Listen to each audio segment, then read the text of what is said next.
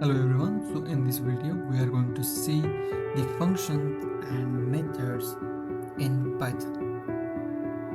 So we are going to see first function. So there is one function called length which is used to calculate or find the length of the string.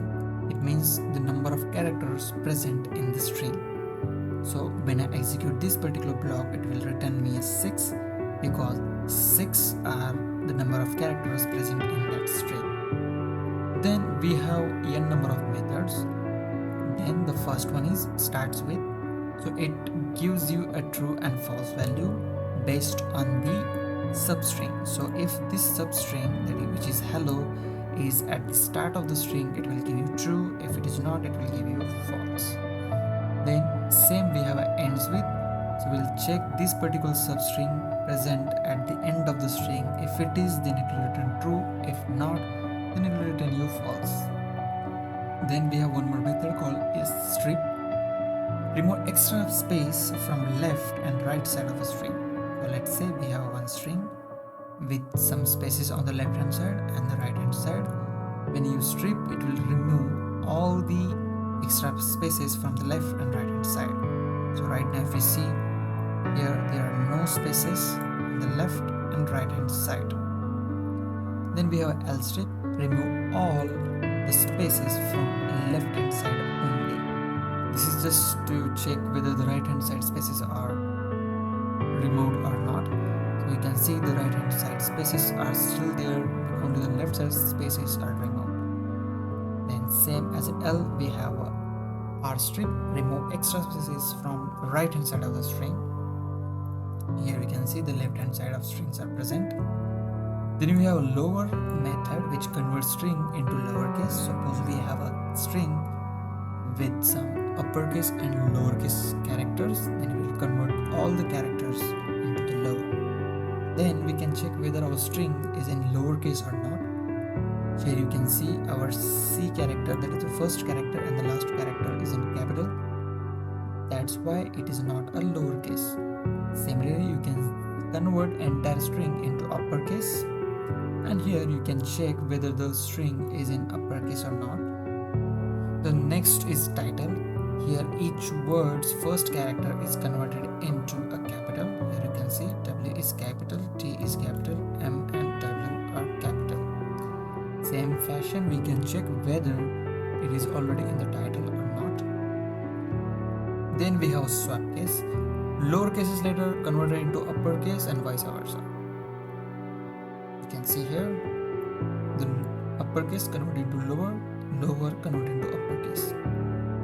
Then we have one more method called is lnum. If string contains alphabet or digits together, so it will give you true and false value. And here you can see the string has characters and string also has a numeric or digit. Then using is alpha, we can check whether all characters of the string are alphabet or not, and based on that we can get true and false value. So the next one is decimal. So using this method you can check whether our string is representing any decimal or not. Here you can see this particular is Unicode for the 3, and you can see when I say is decimal, so it is saying that this particular string is representing a decimal number for 3. Then we can check whether the string is containing all the characters or digit. So here you can see we get the result true. It means that the strings all characters are digits. In the same fashion we can check is numeric. It will give you the same result whether all characters of your strings are numeric or not. Is space, we can also check whether on that particular location or whether your string is space. Then we have replace. So we can replace any substring in our string. So let's say I have one string called I like Java. Then we can replace this Java word with a new called apple. That will give you I like apple. So the next is a split. So whatever the separator we provide, based on that separator, it will divide your string and give you the list. Then we have a R split.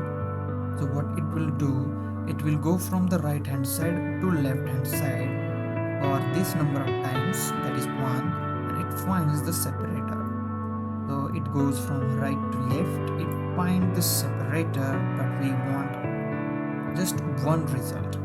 So it means that it checks only the one time, and whatever the content on the left hand side is the one element and the right hand side considered as the another element. Then we have split lines. So if your string containing /m, which is an escape character in string, it automatically split that line and convert it to a list. Then we have one more method called find, which finds the index, the starting index of the search result. Let's say in this particular string we are searching welcome, and the start index of this W. So we can see 7 is the index where welcome started. Similarly, we can say rfind. So from the right hand side we can see what is the position of this particular substring, starting position of this particular substring. So casa, so here C, this particular position is 12.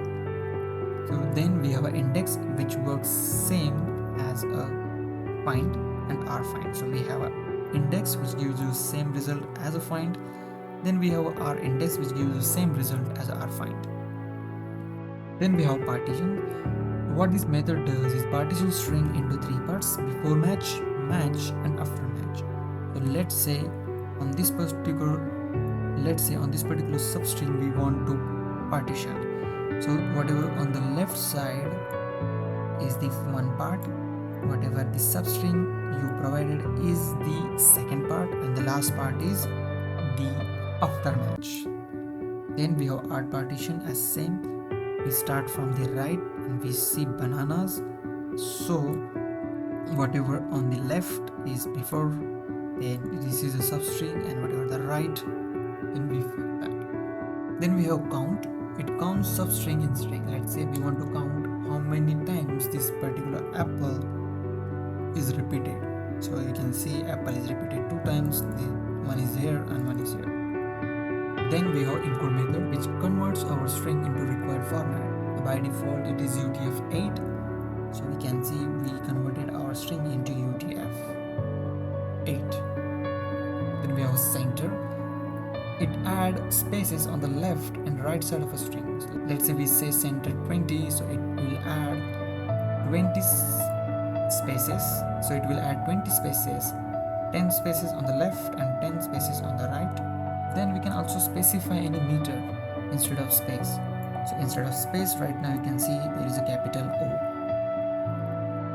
Then we have capitalized method, which converts the first character of your string into capital, which is uppercase. Then we have casefloat method, which converts string into lowercase. Then we have expand tabs, which specify the size of a tab. So right now I provided 3. It means there are 2 spaces between each and every character. That is tab. So right now this tab contains 2 spaces. These two. Then is printable. Here we are checking whether our string is in the presentable format or not, which is all the elements are proper, which means that it is not containing any escape character or nothing. It is just a simple plain string. Here we can see it is a simple plain string, but here you can see it is containing the escape character. That's why it is not printable. And here you can see the true and false. The next method is LJS. So what it does is that whenever we are specifying LJS, so the next string has 20 spaces on the left side. So this is the next string, and before that the left hand side we are adding 20 spaces. So that is the meaning of LJust. Similarly, RJust, it means that whenever we are using that RJust, so the left side of that string contains that many spaces. The next methods are Mectrons and Translate. Here we can use these methods to replace any character with a new character, and here is the syntax, and you can see the result. the S character replaced with P.